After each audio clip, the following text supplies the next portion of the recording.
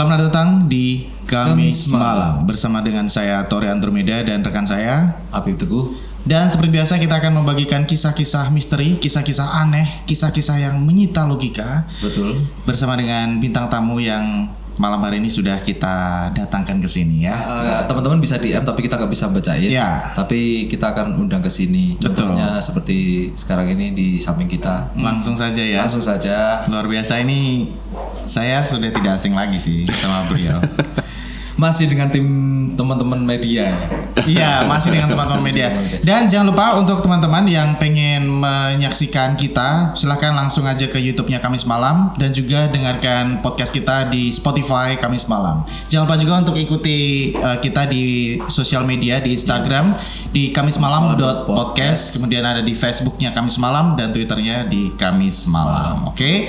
Dan langsung aja kita mau kenalan sama, please welcome Mas Enal. Iya, selamat malam Apip. Selamat malam Tori. Selamat malam. Sehat ya? Sehat, alhamdulillah ya. Mas Enal sehat ya? Alhamdulillah. Alhamdulillah. Nah, Mas Enal ini kebetulan salah satu rekan kerja saya juga di media, di radio. Jadi kita sering ngobrol-ngobrol banyak ya tentang ya banyak hal, termasuk tentang hal-hal yang aneh yang pernah dialami gitu. Nah, Mas Enal, kita butuh banget nih cerita-cerita menarik yang pernah dialami langsung oleh Mas Enal, khususnya yang aneh, yang bahkan mungkin tadi sempat kita ngobrol juga sebentar, ada beberapa pengalaman yang cukup membahayakan bahkan. Iya. Nah, sebentar. Sebelumnya kita ingin mengulas dulu ya dari episode ke 5 kemarin. Itu sangat menarik perhatian dan menarik. Itu banyak juga teman-teman yang apa ya sekiranya mempertanyakan ini benar nggak sih, ini benar nggak sih? Karena Mas Aput kemarin tuh gila sih, kacau itu, kacau. Dan untuk episode kali ini kita berusaha untuk meriletkan karena kita anti hoax ya. Sorry kalau mau tayangan yang settingan atau yang hoax mungkin jangan di sini. Iya. Salah. Kuntilanaknya bukan yang bisa dipegang-pegang rambutnya. Iya, bukan yang lari itu ya. Bukan yang lari. Bukan yang jerit-jerit gitu ya. Bukan yang jerit-jerit. Oke, Mas Enal, pernah mengalami kejadian apa nih ngomong-ngomong? Sebenarnya saya sih bukan termasuk pribadi yang peka dengan hal kayak gitu ya. Tapi yang namanya mereka ya dalam tanda kutip, mereka itu kan sudah hidup puluhan bahkan mungkin ratusan tahun sebelum kita kan. Setuju. Gitu. Jadi mereka itu sudah tahu trik-triknya bagaimana menggoda kita manusia mortal, manusia biasa ini.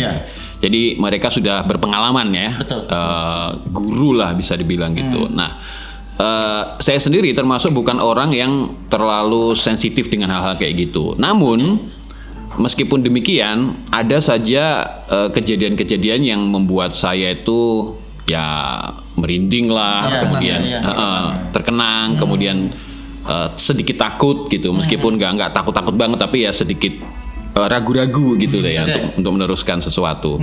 Nah, kalau dari kecil sih saya tidak punya pengalaman yang menjurus ke sana ya, meskipun mungkin ada, tapi belum terlalu memperhatikan. Itu berawal waktu saya umur sekitar 17-18 tahun lah gitu. Jadi waktu SMA, itu lulus SMA. SMA ya bener. SMA itu kan saya kan sering tidur di rumah tetangga saya. Kebetulan rumahnya itu kan tempat untuk catering ya, dan itu yang menunggu di catering itu teman saya gitu. Kebetulan dia catering sendiri. Jual makanan. Iya, catering makanan gitu, catering makanan. Kebetulan setiap malam yang menunggu itu teman saya sendirian. Nah, hampir tiap malam saya tuh menemani teman saya itu ngobrol-ngobrol lah biasa gitu ya, anak muda. Lokasinya di mana tuh? Di Magetan. Oh, di Magetan. Nah, kebetulan rumah tempat catering itu bisa dibilang rumah kuno ya. Rumah apa ya? Limasan kayak gitu. Jawa. Oh, malah Jawa. Jawa. Jadi kayunya itu masih kayu-kayu lama, kayu-kayu jati ya, yang gede-gede kayak gitu, yang awet kayak gitu. Nah, kalau di Jawa itu kan limasan ataupun juga joglo itu kan pasti kayunya kan menyimpang-nyimpang ya belantarnya ya. Di atas ya. Di atasnya kan X, ada bentuk X kayak gitu kan.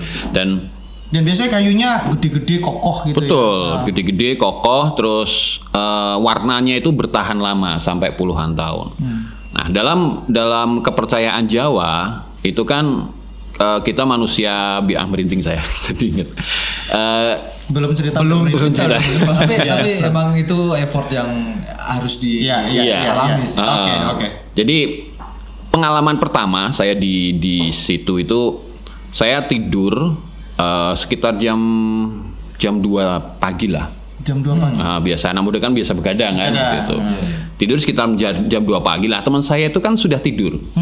Dan kita tidur di depan televisi di ruang tamu gitu yang gede gitu. Nah, di sana ya banyak perkakas untuk catering gitu. Sekitar hampir tiap malam kan itu aku menemani teman saya itu karena sudah akrab gitu kan. Sudah akrab kemana-mana bersama, bahkan temen cari ikan lah juga di sawah kayak gitu kan. Nah, malamnya tidur karena mungkin kecapean siangnya itu sering cari ikan kayak gitu, malamnya itu tidur dan saya tuh orang yang nggak bisa tidur cepat di tempat yang sepi, nggak bisa tidur cepat, pasti ada aja yang mengganggu saya untuk bisa tidur cepat. Mengganggu dalam arti? Mengganggu dalam arti pikiran tuh kemana-mana, pasti. Apalagi teman saya tuh dia sudah tertidur pulas terlebih dahulu gitu loh. Nah waktu itu sekitar jam 1:30 jam 2 lah gitu. Sepertiga malam ya? Sepertiga malam. Nah aku kan tidur. Aku kan kalau tidur kan kebiasaan gini kan. Oke. Ya biasanya gini, kadang gini. Miring. Nah aku miring gini. Aku tuh nggak bisa gerak sama sekali. Di tengah antara sadar dan tidak, aku tuh nggak bisa gerak sama sekali. Bener-bener itu pengalaman pertama yang nggak akan kulupakan seumur hidup. Kalau orang Jawa istilahnya kelindian. Ya. Ketindian. Ya kan. Kalau secara medis memang kalau kita tidur posisi tertentu ada urat saraf kita atau saluran darah kita yang tersumbat. Nah itu yang menyebabkan ketindian. Itu secara medis. Tapi kalau secara di luar medis itu katanya memang kalau kita tidur, apalagi di situ kan posisi tidurku itu tuh pas di bawah belandar. Nah, belandar ini apa nih? Belandar itu semacam kayu utama yang menyangga berdirinya sebuah bangunan. Itu selain tiang. Jadi tiang kan dihubungkan dengan belandar. Belandar ini kan biasa segi 4 kayak gini kan. Kalau joglo 5 cm segi 4, ini ada belandar-belandarnya. Nah, itu yang menyangga. Nah, aku tidur di situ karena di bawahnya aku tuh nggak tahu hal-hal seperti itu, aku sama sekali nggak aware dengan hal kayak gitu. Tidur di situ, kemudian itu tadi ketindihan itu tadi, kelina aku nggak bisa gerak sama sekali. Tapi di bawah sadar, di alam bawah sadarku itu seperti ada yang mendorong aku untuk membaca 3 surat. Itu mungkin korinya. Mungkin. Kalau yang kemarin dibahas kan itu kan kita kemarin Kori ya, korin. Korin. Tuh itu di alam bawah sadar tuh muncul tulisan 3 surat yang mendorong aku untuk membaca. Dan aku nggak tahu itu datanya dari mana ya. 1 Anas, kemudian Al-Ikhlas, Al-Falaq. Gitu. Suruh baca itu. Seperti dalam pikiran tuh harus baca itulah. Aku baca semuanya.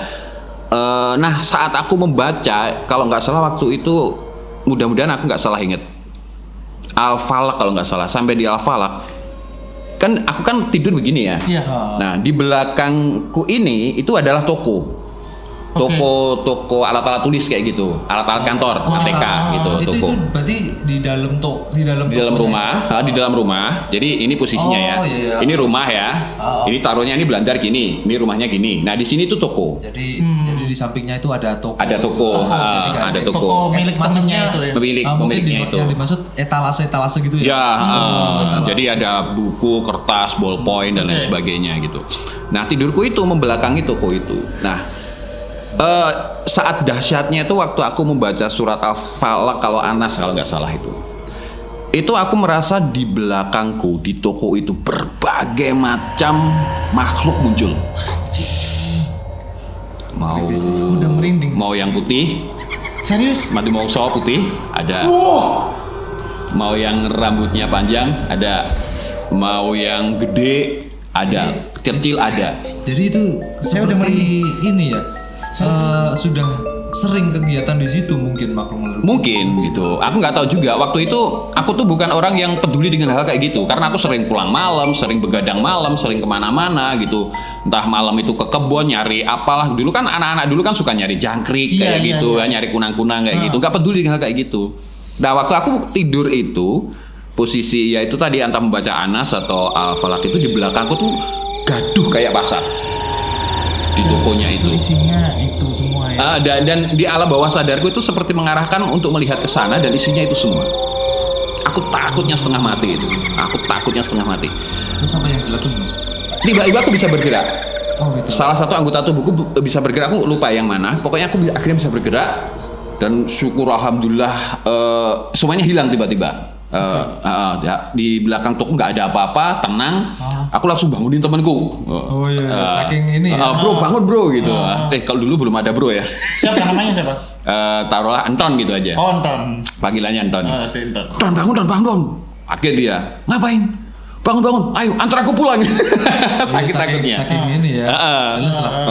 Oh no apa tuh? Ada apa gitu? Ya sudah pokoknya antar aku pulang gitu. Akhirnya aku diantar sama teman kan ini rumah yang catering itu rumahku sini kan nggak terlalu jauh sekitar ya kira-kira 20 meter lah. Aku diantar sampai ke gang depan rumahku udah wes sampai sini aja matur nuwun aku langsung pulang tidur rumah gitu.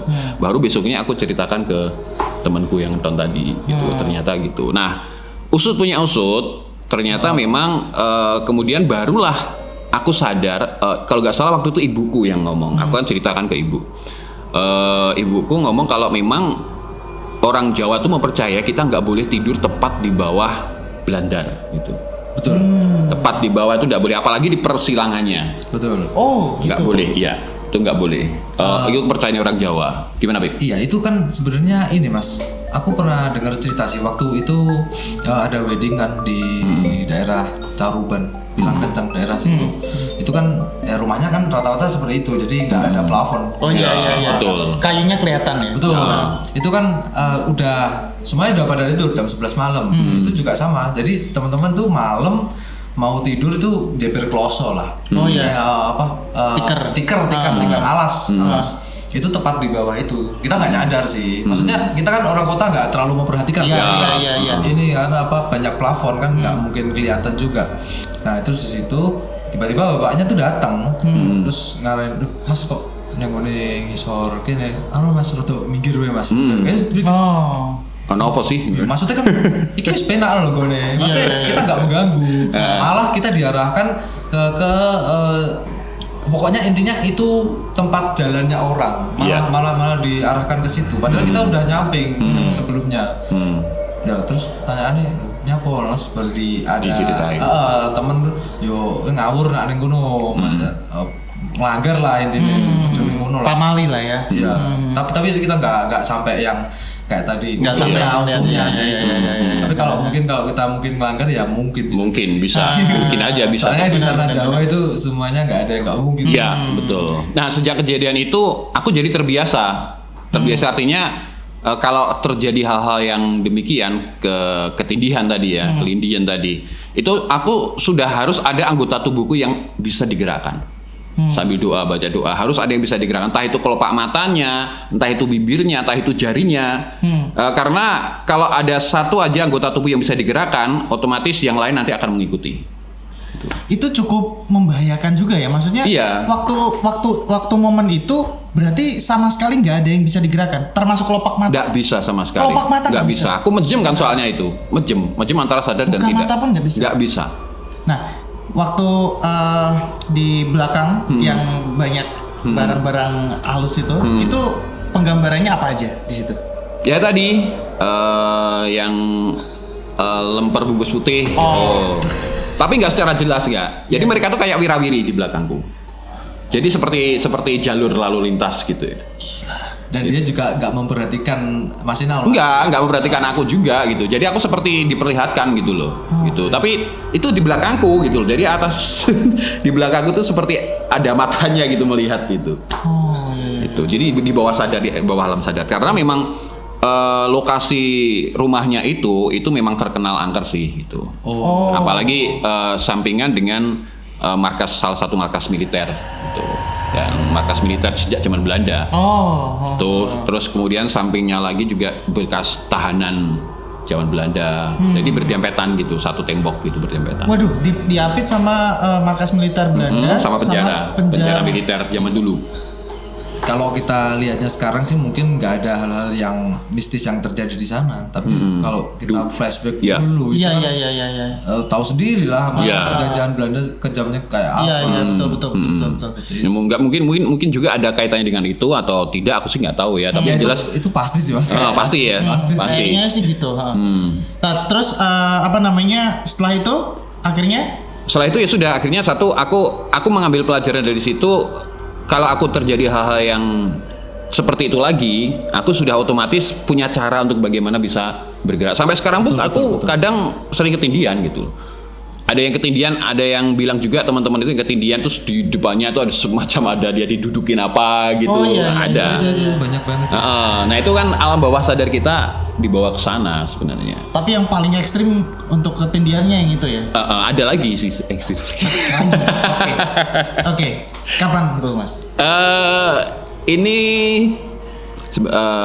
flashback lagi, masih sama temanku yang Ton ini. Ya, teman akrab ya sampai sekarang. Karena tadi Mas Enal sempat bilang itu yang pertama. Itu yang pertama. Berarti beberapa kali. Gila. Okay. Masih ingat ini enggak? Masih ingat almarhumah Nika Ardila? Yes. Nah, kan waktu itu kan masih hangat-hangatnya kan meninggal kecelakaan itu. Di tempat yang sama. Aku kan kalau mau tidur sama temanku kan sering dengerin radio. Waktu itu radio masih radio daerah gitu ya. Entah aku lupa, entah itu di hari yang sama aku ketindihan atau tidak, aku lupa. Tapi yang jelas waktu itu sekitar belum terlalu malam, sekitar jam 9 kalau tidak salah. Kita lagi dengerin radio, ngobrol-ngobrol, ngopi-ngopi di depan radio. Kan radionya kan punya speaker yang gede gitu kan. Jadi kalau dinyalain volumenya dikit aja kan menggema ke ruangan itu. Aku lupa lagunya apa waktu itu sedang muter di radio. Tapi di satu waktu sekitar 2 atau 3 detik itu berubah lagunya Nika Ardila. Asli itu. Itu channelnya juga berubah atau gimana? Nggak sempat ngecek, cuman kan kalau sudah dengerin kan kita kan bisa, kalau dengerin radio kan kita nyambi ngapa aja gitu ya. Tapi di satu titik satu waktu itu entah channelnya berubah atau enggak, tiba-tiba muncul lagu Nika Ardila. Aku lupa lagunya apa, tapi cuma sebentar. Itu di hari kematiannya Nika Ardila. Di hari kematian Nika Ardila. Nah kebetulan aku relate kan, aku sering dengerin lagu-lagunya Nika Ardila karena kakakku ngefan banget. Sakit sampai dandanannya kak, sampai busananya itu ngefan banget sama Nika Ardila, sampai dia nangis waktu itu Nika Ardila meninggal. Nah di rumah itu sering banget dengerin lagu Nika Ardila, Bintang Kehidupan lah, Bias Sinar dan lain sebagainya. Nah nggak tahu tiba-tiba waktu dengerin radio itu sama temanku Sinton itu kok dua-duanya sama-sama dengernya, kok lagunya Nika Ardila. Akhirnya balik lagi ke berarti memang itu jelas ganti ya, bukan jelas ganti, bukan perasaannya bukan asli. Temanku si Inton pun juga mengalaminya gitu. Itu sebentar sekitar ya 2-3 detikan lah gitu. Refrainnya lagu Nika Ardila, lupa aku lagunya apa, cuman yang jelas itu lagunya Nika Ardila. Aku hafal banget lagu Nika Ardila waktu itu. Ya, soalnya kan udah sering mendengarkan. Iya, di rumah itu diputar berulang-ulang sampai covernya itu aku pelajari. Aku kan salah satu fannya juga, tapi nggak terlalu ngefan lah gitu. Cuma seneng lagu-lagunya gitu kan. Itu sama Anton. Masih sama satu orang lagi. Oke. Jadi sebenarnya gini mas, kalau di logika itu mungkin biasanya kan dari pusat apa ya? Dari pusat channelnya tuh, dari radionya. Itu mungkin kalau di logika itu ada operator yang mungkin salah pencet, bisa salah pencet. Tapi pertanyaannya, kejanggalannya di sini, Mas, seberapa inikah urgennya sih? Maksudnya itu penting nggak sih? Maksudnya itu kan aneh, kan cuma sepotong kan? Yeah. Kalau kita ganti lagu satu full gitu kan aman. Maksudnya logikanya masuk lah. Karena hari itu Nika Ardila meninggal. Ya nggak apa-apa. Kita maksudnya kita gitu ya. muternya tuh satu full gitu loh. Iya. Nah ini kenapa kok cuman hanya sekilas? Itu kalau di logika sih antara iseng atau mungkin yang dari yang di pusat sana juga bertanya-tanya. Gitu jadi sebenarnya jawabannya satu, bisa mungkin yang diganggu adalah radionya. Betul. Radionya. Yang kedua mungkin yang diganggu radioku yang aku dengarkan. Karena mengingat di saat itu bener. kalau computerized mungkin itu terjadi, tapi kalau kaset nggak mungkin. Waktu itu kan belum ada computerized. Operator masih kaset. Kaset kan otomatis satu lagu ya sudah satu lagu itu. Nggak mungkin kan music directornya tak selipin lagu Nikardila iseng banget gitu. Itu berarti 95. 9 berapa itu? Nikardila itu tahun berapa ya meninggalnya? Sekitar tahun itulah pokoknya. Hari-hari meninggalnya Nikardila ya. Nah, aku lupa aku. Oh jadi kalau zaman dulu tuh udah satu paket diputar dalam hari itu gitu. Iya, jadi kan dulu kan kaset minimal ada 2 deck gitu kan, satu untuk gantian untuk mixing fade in fade out gitu. Kalau muter satu lagu nggak mungkin kan dia muter ini, gitu. Pasti kacau gitu. Gitu. Dan lagu, aku inget banget lagu Nikardila itu hanya muncul di saat 2-3 detik itu. Setelah itu nggak ada lagi lagu Nikardila. Kalau dia niat mau muter lagu Nikardila setelah lagu itu, pasti setelah lagu itu lagunya Nikardila. Pasti. Tapi enggak. Setelah itu bukan lagunya. Bukan lagunya Nikardila. Aku lupa lagunya apa. Yang jelas malam itu aku nggak dengerin lagu Nikardila kecuali 2-3 detikan itu. Tuh. Kalau itu sih ya apa ya? Aku berpikirnya waktu itu uangnya mampir lewat gitu. Iya. Bisa jadi. Nah terus satu lagi tadi. Nah masih bersama dengan Ton. Nah sama Ton ini punya banyak ini. Padahal kita tuh temen mancing, nyetrum, belut gitu kan malam-malam tengah malam itu kita nggak pernah diganggu. Justru kita ganggunya di rumah dan satu lagi diganggunya itu sama teman Kunton itu di Gunung Lawu. Kalau Gunung Lawu nggak usah ditanyakan lagi ya mistisnya. Iya. Tapi ini bener-bener nyata. Tapi tidak secara eye seeing ya.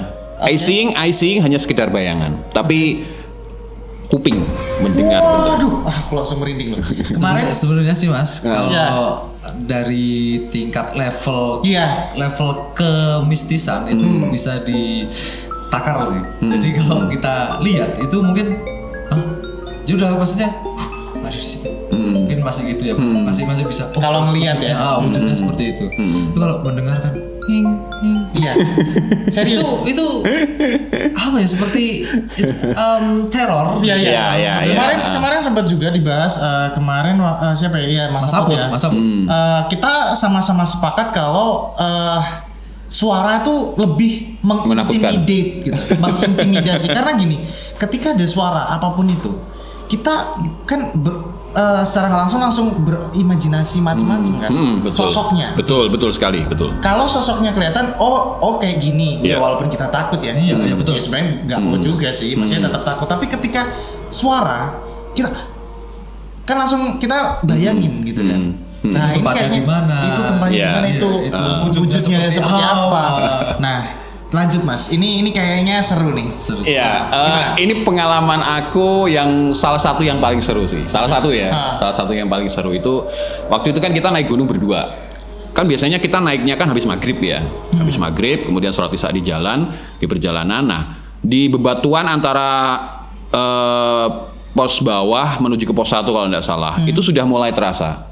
Kayak bau gitu kan. Itu berarti malam ya? Malam, itu kan sampai situ kan kira-kira jam 7-an lah. Itu baru jam 7-an gitu. Istirahat sama temanku dan di situ. Istirahat.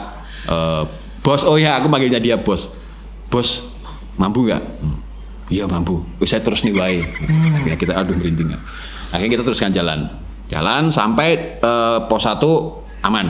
Kemudian sampai ke pos 2. Pos 2 kan tempat yang sangat representatif untuk mendirikan camp. Di sana karena tempatnya lebar ya kan, di antara tebing gitu, kemungkinan kena angin gitu kecil gitu. Nah, di pos 2 itu ada satu tenda ada orang lain lah gitu yang camp nyanyi gitar, mari Mas mari gitu. Terus akhirnya kita mendirikan tenda di situ istirahat. Rencana kita karena sudah sampai situ udah malam karena kita berjalan sangat santai gitu, nggak terburu-buru. Sampai situ sekitar jam 9 malam kalau nggak salah itu kita mendirikan tenda, kita makan istirahat, buang air kecil dan sebagainya. Nah, aku ingat waktu itu aku tuh buang air kecil di bawah tebing, di bawah tebing. Aku nggak malam kan, nggak kelihatan kan apa yang aku kencing itu apa aku nggak tahu. Kencing biasa, oke sudah. Udah habis itu masak-masak, makan-makan, tidur. Kita cerita-cerita, tidur, guyon-guyon gitu. Nah, sekitar jam kalau nggak salah itu tengah malam, jam 12. Itu si tenda sebelah yang nyanyi-nyanyi, itu suaranya mulai sayup-sayup. Kucil banget gitu. Perasaan deket gitu dengan sini. Kalau orang teriak-teriak nyanyi kan pasti jelas. Tapi suaranya seperti terbawa angin. Kok jauh men gitu. Udah kan, habis itu temanku, aku nggak cerita ke temanku itu. Kemudian ayo bos turun, ayo turu tidur. Kita kan matiin api ya. Kita hanya nyalakan api-api kecil gitu di depan tenda untuk pencahayaan. Barang-barang kita taruh di luar. Panci, tas, baju, matras dan sebagainya kita taruh di luar gitu. Karena tendanya kecil waktu itu, tendaku kecil. Tidur sekitar jam 1:30 aku itu terbangun, kalau nggak salah 1:30 aku terbangun, pengen kencing lagi. Bos ayo kencing, ayo ditemani. Aku kencing di tempat yang sama waktu pertama kencing itu. Nah kemudian kita masuk tenda lagi, barang-barang kita aman, masih aman, nggak ada apa-apa, api-api juga masih aman. Terus kita tidur lagi. Nah itulah mulai datang. Waktu itu pikiranku sama temanku segerombolan kera. Segerombolan kera yang banyak banget keranya. Itu di dalam tenda ya? Bukan, di luar tenda. Oh, di luar. Dan aku melihat bayangan kayak kera lari gitu. Tapi nggak bersuara gitu loh. Nggak bersuara. Api-apinya pun juga kelihatan kayak seperti dilewatin kena angin gitu. Bos apa itu? Paling ketek gitu kan. Udah ketek. Udah kita nggak kepikiran macam-macam sampai paginya. Waktu itu kita nggak ada perasaan takut apa-apa karena kita berpikiran itu kera. Banyak banget sampai sekitar 15 menitan lah, lama kok. Mengitari tendaku itu. Serius? Iya. 15 menit? Lama banget sampai nggak bisa tidur itu sama temanku itu. Saya pernah berkali-kali loh. Kan? Terus kemudian akhirnya kita bisa tidur. Kita cek keluar. Barang-barang kita lengkap, nggak ada yang hilang.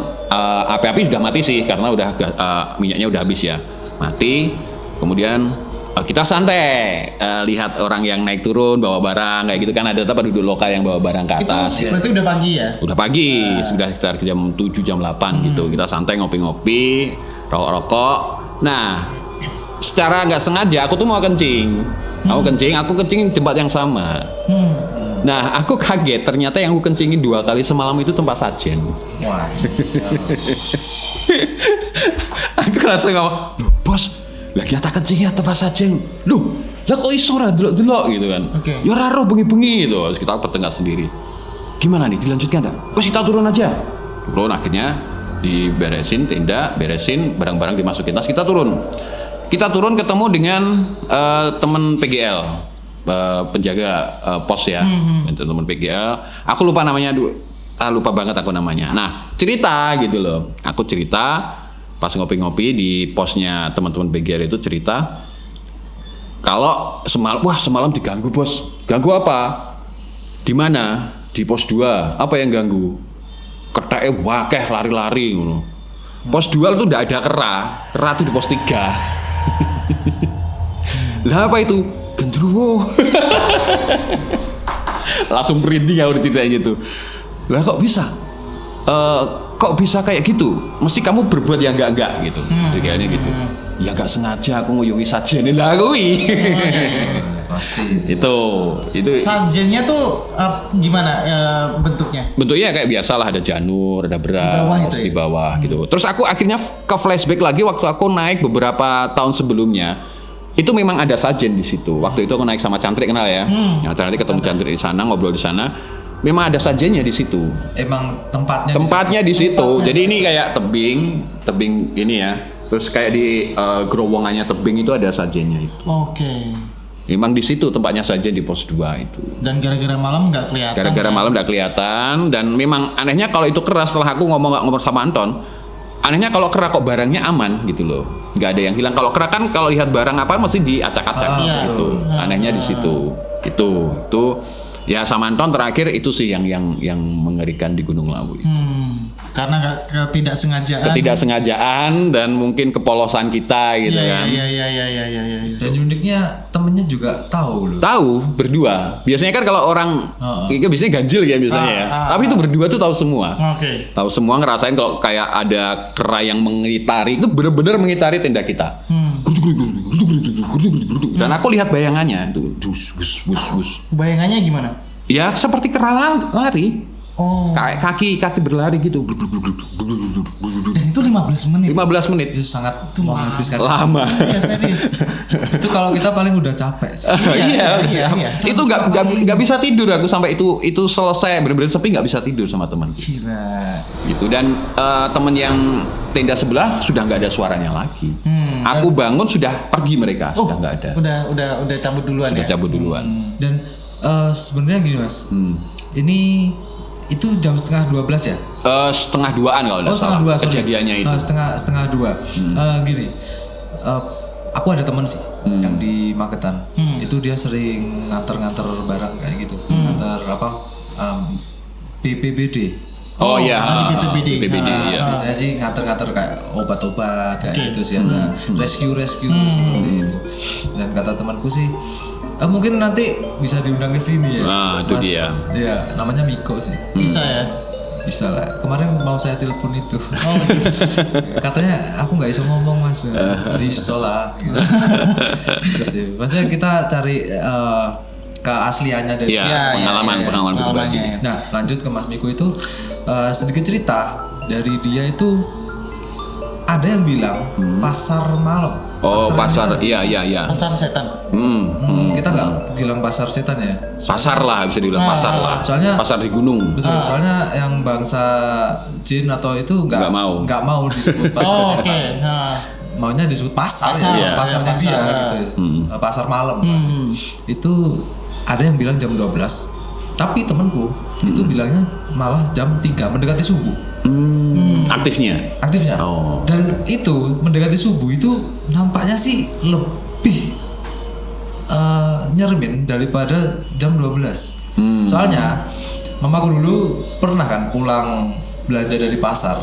Itu jam 3 berangkat, jam setengah 4 tuh pulang. Jam setengah 4 tuh nyampe di dekat rumah. Dekat rumah itu dulu itu ada pohon sawo. Nah, di pohon sawo itu ada kegiatan, ya kayak kegiatan jual beli. Itu tahu yang di sana siapa aja? Jadi wujudnya putih, perempuan. Itu yang dia yang ngejualin, nggak tahu ngejualin apa ya. Terus yang beli itu ada ibu-ibu juga, ada semacam genderuwo seperti itu, ada tuyul-tuyul banyak.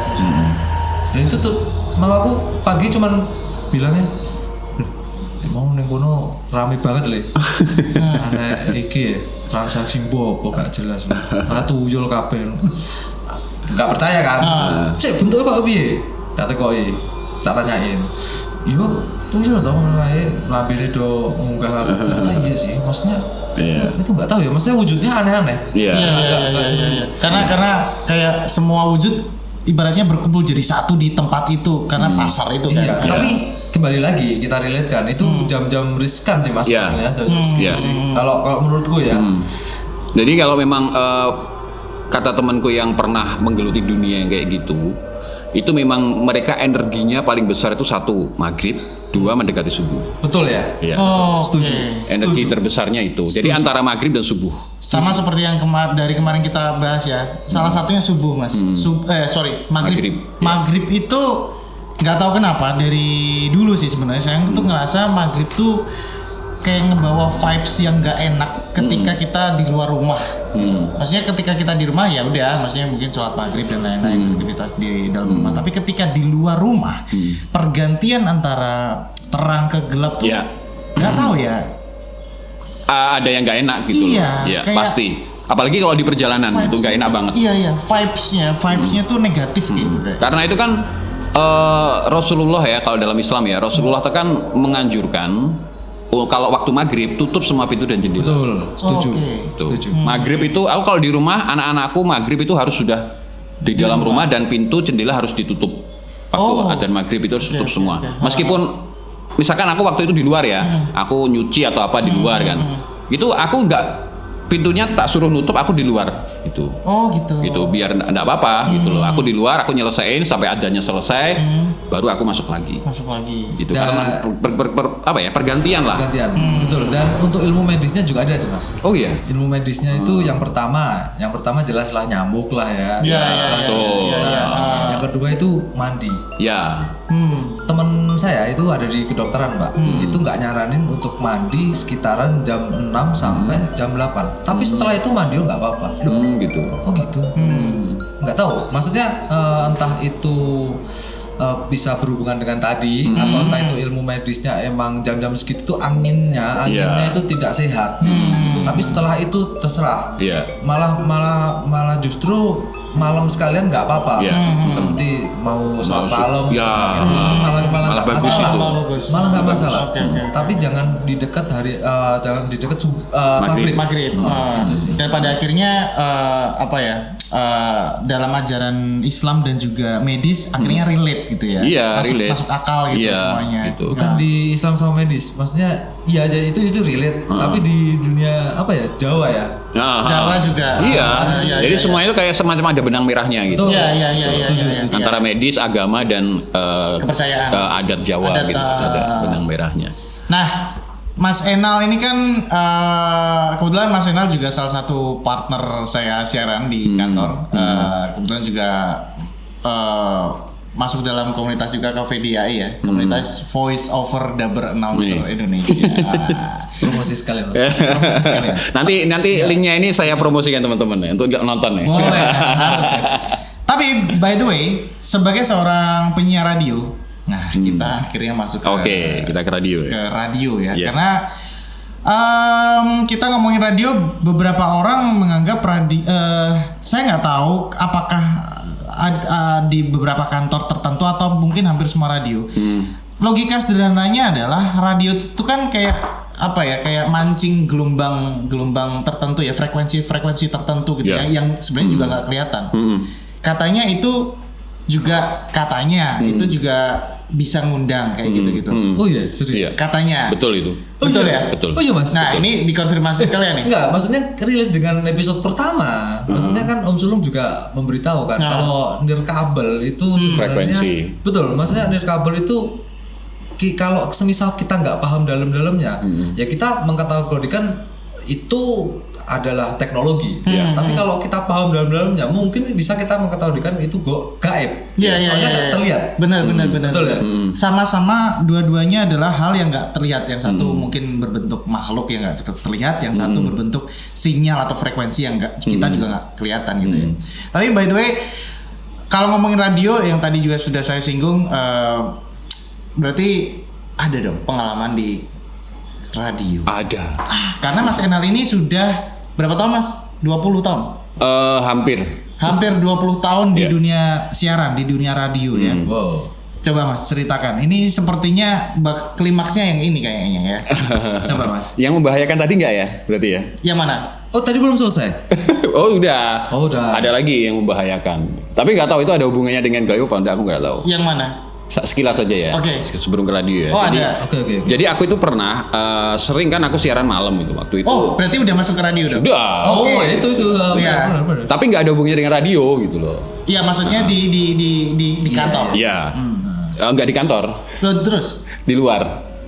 Oh, siaran di luar. Bukan. Jadi aku habis siaran ya. Kalau penyiar kan biasa kan siaran malam gitu kan sampai jam 12 ya gitu kan. Nah, aku pulang ke Magetan, ke tempat ke rumahku. Waktu itu aku masih pulang pergi dan sudah berkeluarga juga.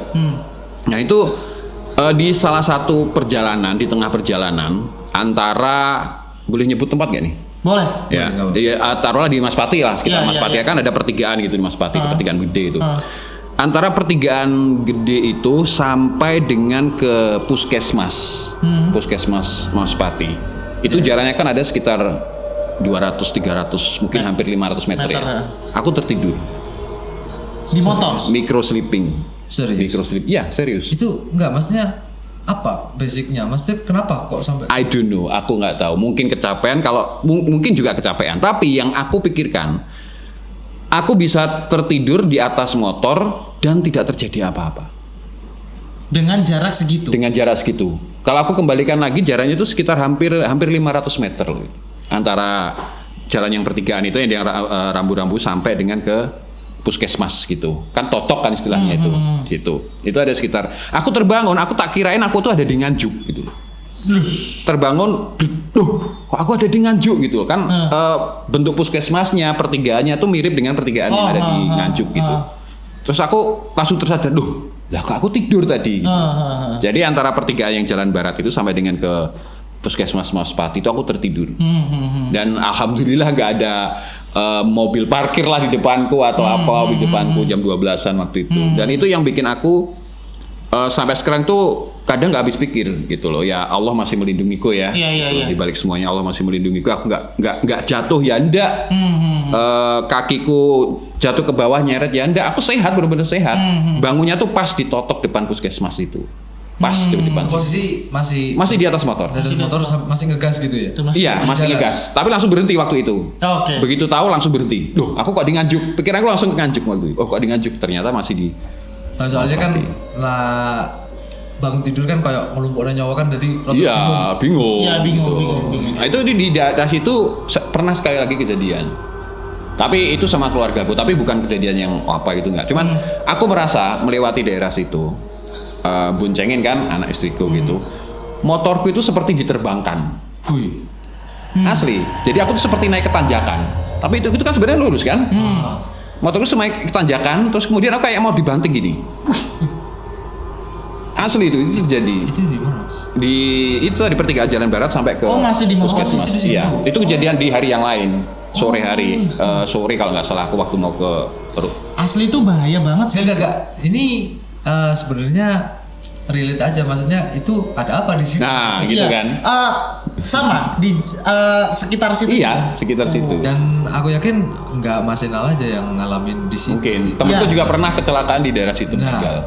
Oh iya. Waktu itu masih ada truk parkir kan, boleh parkir di sebelah kiri jalan, sekarang nggak boleh gitu kan. Temanku kan pernah nabrak truk berhenti di situ meninggal. Ya. Itu tapi kalau malam jam 12 emang seru sih. Maksudnya di situ bener-bener kalau nggak ada kendaraan ya bener-bener hening sepi. banget. Apalagi di sebelah yang Pangkalan itu kan sepi banget itu. Iya. Ada makamnya lagi yang nantang Yudo itu, terus kemudian bangunan-bangunan yang terbengkalai gitu kan. Nah, itu kan biasanya kan mereka kan suka dengan tempat-tempat yang seperti itu. Tuh. Nah, terus balik lagi ke radio kantor ya. Oke. Kalau kantor sih sebenarnya banyak cerita ya, banyak cerita dari teman-teman gitu. Tapi aku sendiri mengalami. Nah, gimana tuh? Mengalaminya itu pertama kali aku mengalami kejadian di kantor itu waktu itu masih ada satpam namanya Pak Lonto. Yang baru ya, yang sekarang ya? Bukan satpam. Bangunan sekarang. Cuma satpamnya dia sudah keluar. Pak Lonto itu aku kan dari tahun 2003 sampai dengan 2009 kan tidur di kantor terus tiap malam. Weekend aja pulang gitu. Tidur di kantor kan biasa kan nemenin Pak Lonto gitu malam-malam jaga gitu. Nah waktu aku siaran aku tuh nggak ngerasa apa-apa. Aku siaran. Terus, jam berapa tuh? Ya malam lah. Aku siaran malam sering gitu waktu itu. Taruhlah jam 11-an lah. Oh jam 11. Aku 10-11 siaran. 10 sampai 12 siaran. Selesai siaran kan materi dimatiin kan ngobrol-ngobrol sama Pak Lonto. Terus di balkonnya itu, di balkon yang sekarang ditutup paranet itu kan. Oh iya. Nah, itu kan Pak Lonto cerita gitu. Katanya ada wanita yang ngingu-ngingu di balkonnya itu. Oke. Di ngingu keluar gitu loh maksudnya kan. Keluar kan bawah kan dulu kan belum ada ini penutupnya kan belum ada kan. Penutupnya apa namanya? Itu penutupnya untuk parkir itu kan belum ada kan masih kelihatan balkonnya dari bawah. Gitu. Nah, Pak Lonto cerita gitu. Oh, aku gak roh Pak gitu. Sudah.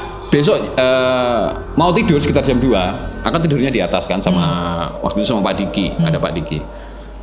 Aku penasaran di situ di mana sih tempatnya itu. Oh di sekitar sini. Nah di situ aku menemukan giwang.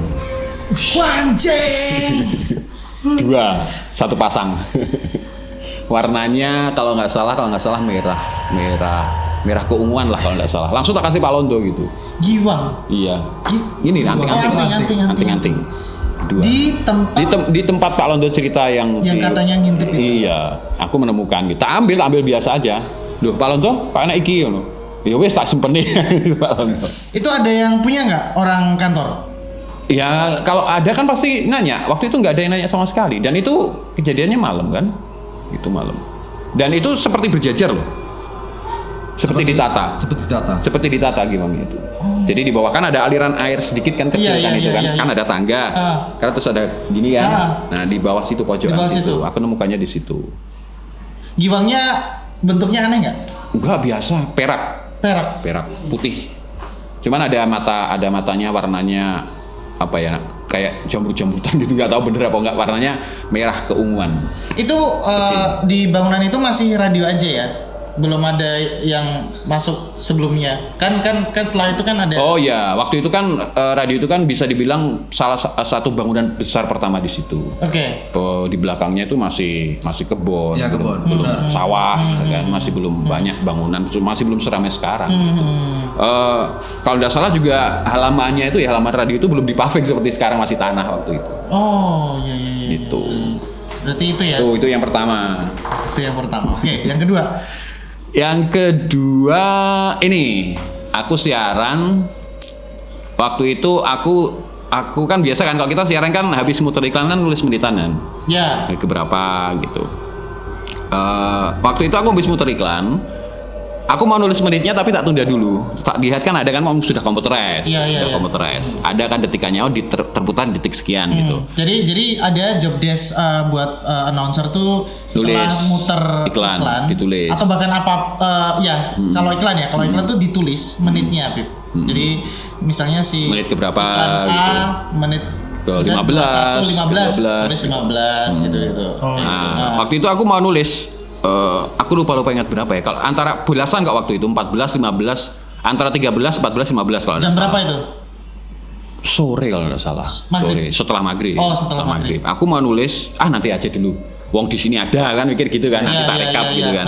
Aku keluar itu ya biasalah rokokan dan lain sebagainya gitu kan, gitu biasa. Aku masuk, aku mau nulis menitannya, sudah ditulis. Satu iklan itu. Tapi tulisannya gimana, Mas? Ya tulisan biasa kayak manusia, tapi bukan tulisanku, bukan tulisan tanganku. Gila. Tulisan tanganku gak seperti itu gitu loh. Itu kalau orang lain nggak mungkin tahu kan, maksudnya menit keberapa gitu nggak? Iya. Enggak, dan aku sendirian loh itu. Dan aku nggak kemana-mana, paling hanya di luar studio ngopi, ya kan. Satu batang, selesai masuk lagi gitu. Yang lainnya kan sebenarnya yang atasnya kan sudah tak tulis, tinggal yang itu terus sama bawahnya. Yang itu mau tak tulis itu, loh, kok sudah ditulis? Tapi bukan tanganku, bukan tulisan tanganku. Tuh. Menit keberapa? Antara kalau nggak 13, 14, 15 itu. 13, 14, 15 lupa aku. 13 itu kalau di Chinese hoki. Iya, macam-macam. Aku tanggal 13 lahirnya. 13 ya. Dan aku nggak peduli dengan gitu. Nggak bisa kita mendiskriminasi. Iya. Itu yang paling parah ya. Ada lagi. Lebih parah dari itu. Lebih parah ya. Oke. Gimana? Sebelum ke yang parah ya. Oke. Sebelum ke ini masih belum parah berarti ya. Waktu itu kan biasa kan kalau di ruang produksi kan, aku kan di ruang produksi kan kantorku. Itu kan kalau ada marketing yang mau masuk itu kan biasanya ketuk-ketuk pintu. Enggak tak tutup, tak buka sedikit gitu kan. Aku mainan HP. Ini belum lama sih, sekitar setahun yang lalu. Oh. Ya. Masih ada si Yusuf. Masih ada Yusuf. Usma juga sudah ada gitu. Nah, waktu itu kan seperti ada teman marketing yang lewat. Terus siang berarti ya? Pakai hijab gitu kan, biasa. Tapi aku merunduk gini, tapi aku merasa kalau ada yang lewat. Terus ketok-ketok pintu. Oke. Tek. Monggo, apa masuk kalau nggak salah aku bilang gitu. Ya, atau gitu. Kok nggak masuk gitu. Akhirnya aku berdiri, tak buka pintu loh. Oh nggak ada siapa. Di situ adanya Yusuf, Uswa sama Mas Gun gitu. Aku tanya si Yusuf, kamu dengar ketok-ketok nggak? Nggak. Dengar nggak? Nggak. Ketok-ketok apa Mas? Ini pintuku produksi. Nggak ada. Itu siang ya? Itu kejadian siang. Ada lagi sore. Kalau sore itu kursi itu seperti di kursi depan ruang siaran itu seperti ada yang aku sendirian kan, waktu sering sendirian kan kalau sore. itu seperti ada yang narik kemudian menduduki. Kedengaran kan? Kret, duk, gitu. Kan kedengaran. Oh iya. Nah, gitu kan. Sopo kae? Aku cek, nggak ada siapa-siapa. Maghrib. Di atas itu, kalau nggak salah. Kalau nggak salah di atas itu. Itu. Ini yang agak Yang paling parah. agak ekstrim sih. Oke. Agak ekstrim ini sudah berbentuk gangguan. Oke. Nah, waktu itu siang-siang juga. Oh, siang. Aku di ruang produksi, masih di ruang produksi. Aku merebahkan badan gitu loh. Merebahkan badan gini, kan biasa kan aku kalau tidur gini. Di belakangku tuh seperti ada orang yang masuk. Aku kira kan salah satu teman kita, Pak Giri itu kan sering kan ngadem di ruang produksi kan dingin. Kayak ada orang jalan, kan bawahnya kan kayak triplek gitu kan. Iya. Seperti orang jalan, orang. Oh, ada orang gitu. Ada ya? orang, asli. Itu sangat terasa. Itu sangat terasa dan aku itu masih sadar. Dan aku itu masih benar-benar sadar gini, kalau nggak salah dia lihat HP kalau nggak salah. Nah, seperti ada orang jalan, kayak orang jalan gitu. Terus udah loh, aku gini tak kirain Pak Giri mau aja ngomong. Ngek, nggak ada orang. Aku udah merinding. Aku langsung duduk. Astagfirullah, Mbah, aku tak turusin Mbah kan gitu kan. Iya. Oke, aku tidur lagi. Sorry. Sebelum aku gini, itu seperti ada orang yang bernafas tidur di sebelahku. Aku masih gini itu. Itu sebelum aku gini ya. Itu masih gini. Oke, orang jalan ya. Plek, plek, plek. Brek, seperti tidur di belakangku. Nafas. Oke, tak kirain Pak Giri gitu. Terus nggak ada orang. Aku sendirian. Oke, duduk kan, istighfar, baca-baca. Mbah, aku tak terus istirahat. Yes, aku kan santai kan hadapnya gitu. Habis itu aku tidur lagi dek posisi gini. Kupingku ditiup.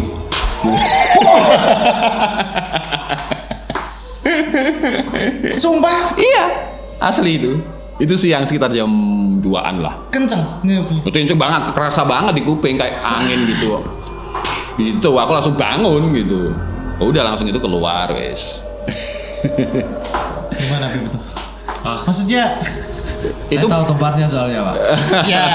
Kamu malah yang kerja di situ. Iya. Enggak, soalnya mungkin kalau aku lebih speechless ya. Soalnya aku lebih mempertanyakan mungkin sebenarnya ada kegiatan lain loh di situ. Ada. Makanya maksudnya dari cerita Mas Aput kemarin terus dari banyak banget ya teman-teman Banyak. di sana. Cuman kita nggak mendiskriminasi kalau itu tempat yang Ya. harus dijauhi. Enggak. Cuman kita lebih apa ya? Tetap menghormati dan yang utama sih itu apa ya? Maksudnya ada kegiatan lain yang di situ harus emang kita apa ya Kita biarkan kalau aku sih.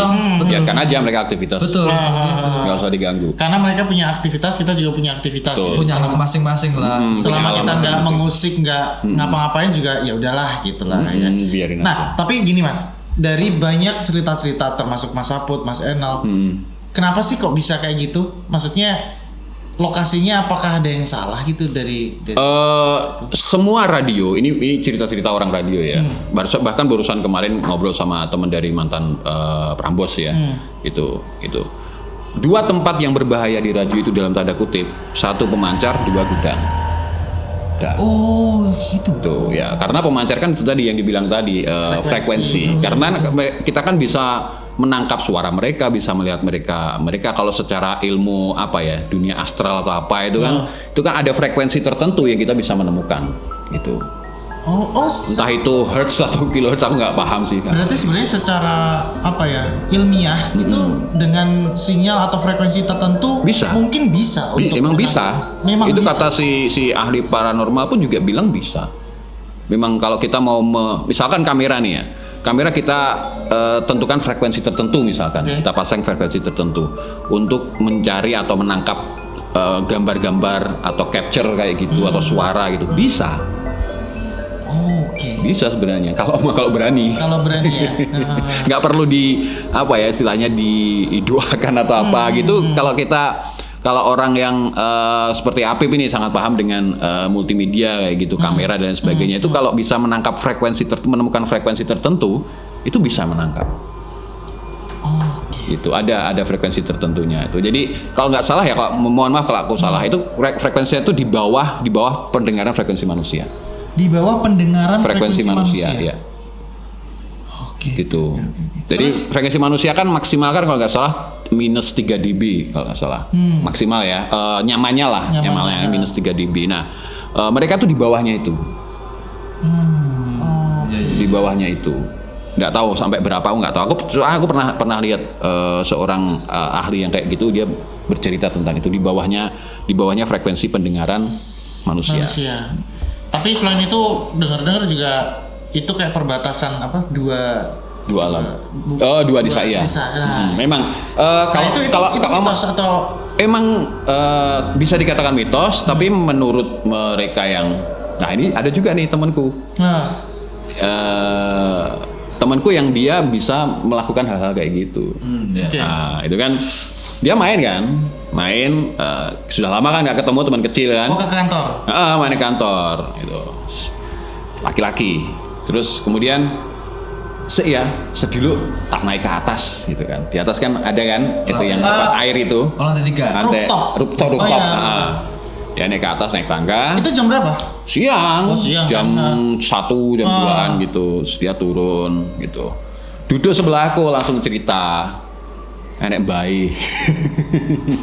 Jenggotnya segini gitu kan. Bayi cuma pesen tempatnya dijaga yang bersih gitu. Jangan berserakan barang-barang gitu. Nggak apa-apa, aman. Tidak lama setelah itu dia tuh berdiri. Ya, berdiri itu seperti giring orang pergi. Tangannya tiba-tiba nyuruh pergi gitu loh. Duduk lagi sebelahku cerita. Mbak E mau masuk ruang siaran, nggak tak bolehin. Itu siapa yang siaran waktu itu? Aku lupa siapa. Jadi gitu. Saya tadi habis siaran, Beb. Enggak maksudnya enggak masalah lah. Maksudnya gini lah, Ton. Emang sama ya, maksudnya di lantai 3, lantai 2, lantai 1 itu mungkin ada berbeda. Sih. Ada jalurnya. Jadi di sana ya. Mas, tapi penasaran Mas, dari temennya Mas Zainal tuh ada sedikit cuitan MCR nggak sih, ruangan MCR? Dia nggak sampai ke situ. Waktu itu belum ada TV waktu itu. Sebelum ruangan kalau MCR aku udah lama denger kayak gitu, udah lama. Udah lama ya. Udah tau lah ceritanya dari aku sudah tahu. Iya. Udah tahu ceritanya seperti manggil dan sebagainya. Sorry, sebelum jadi MCR itu ruang apa sih? Itu dulu rencananya itu sama almarhum itu mau dibikin semacam mini theater. Soalnya kan dibikin bertangga-tangga gini kan. Mini theater kalau misalkan ada show apa, nonton bareng gitu di situ rencananya dulu. Kan mobilnya kan gini kan, ini kan kaca yang ruang siaran terus ke bawah gitu kan. Kalau udah pernah masuk itu kan dulu itu kayak bangku gini ditata gini, turun ke bawah. Kayak stadion. Gitu. Kalau situ ya nggak usah ditanyakan lagi. Udah tahu lah. Tadi kemarin saya video ini ya itu iya. Tapi nggak sampai masuk Pak. Iya, saya nggak berani Pak. Jangan. Soalnya setiap kali aku ngambil air ya kan. Jangan gimana maksudnya? Jangan sampai. Tapi kan sering dibuka itu. Oh enggak lah. Oh iya. Maksudnya ketika ngambil air? Kalau ngambil air dibuka. Iya. Nah, aku tak buka dan aku biasa buka. Justru aku ngambil air itu ya, kan sudah denger cerita itu. Iya. Udah denger cerita ada yang dipanggil lah namanya atau gimana gitu kan. Aku ambil air, jenengku gak diceluk ya. Malah nyari ya.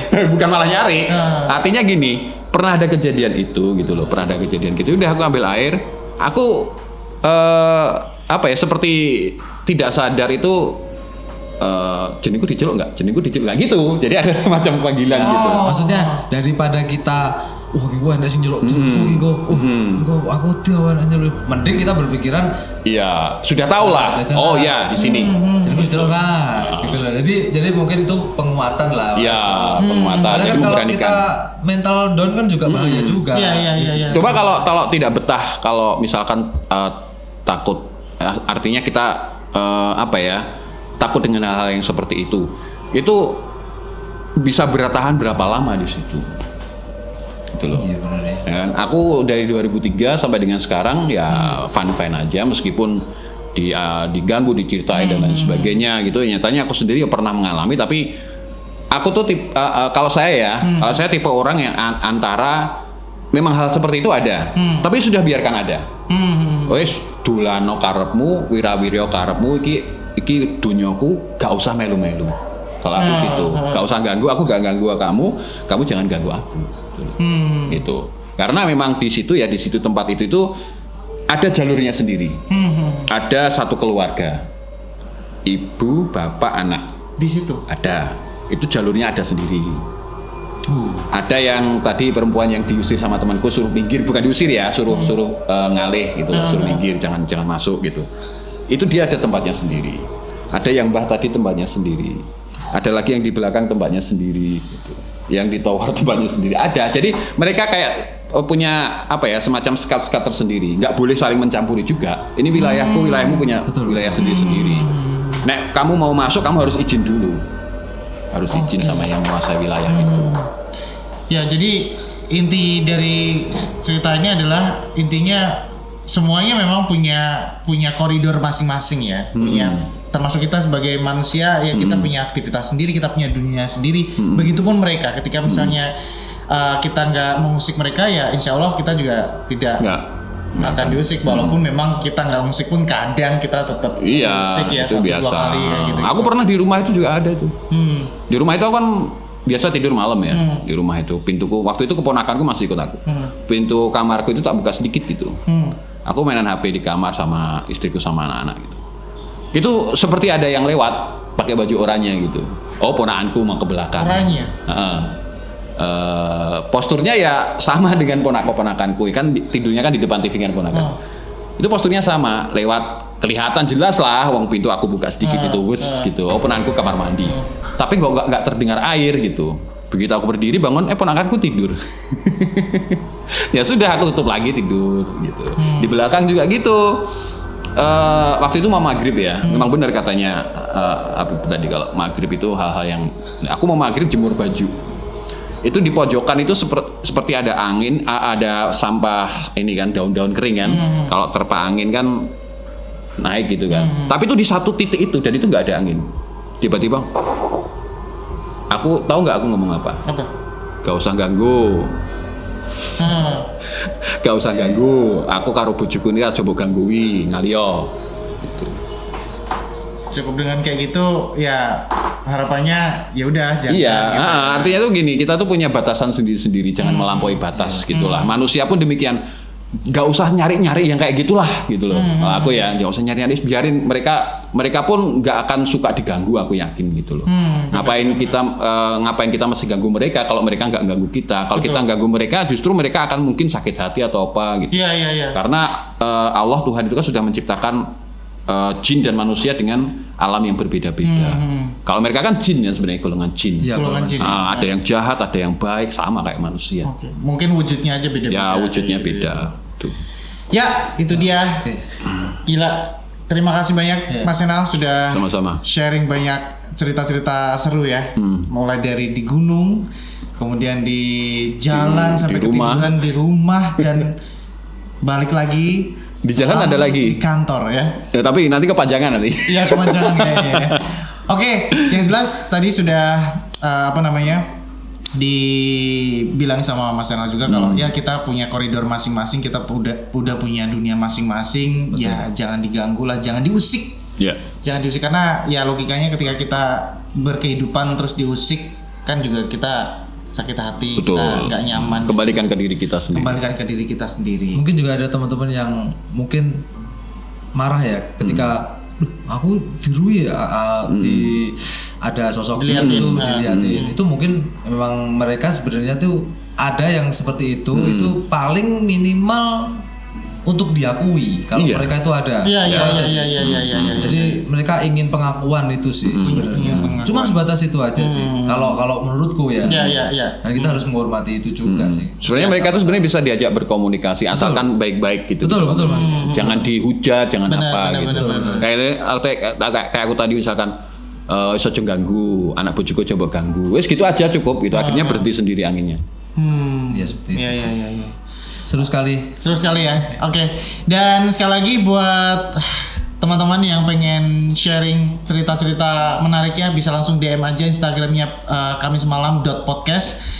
Jangan lupa juga untuk follow Twitternya Kamis Malam, Facebook Kamis Malam diikuti. Dan yang paling utama adalah tonton YouTube-nya channel Kamis Malam, dan subscribe, komen, like, dan juga follow di Spotify. Itu yang paling penting banget, didengerin dan ditonton Kamis Malam, karena Kamis Malam akan tayang setiap hari Kamis dan Minggu ya.